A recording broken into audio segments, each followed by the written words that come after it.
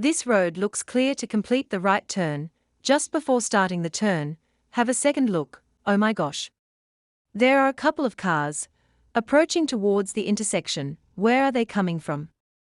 Just a moment ago, they were not visible. You will face this type of problem on a curved road like this, especially if there are parked cars blocking the vision.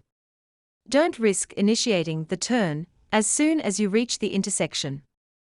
Look towards the far distance, beyond the parked cars, and look through the parked cars' windows and the gap in between the parked cars. If you see any kind of movement, expect any traffic approaching through there, take time to reveal it, wait if it's not safe yet, and don't just keep looking at this oncoming traffic. Stay focused, and keep track of any oncoming vehicle entering to the blind spot. Let all the visible traffic to be cleared, and only then complete the turn.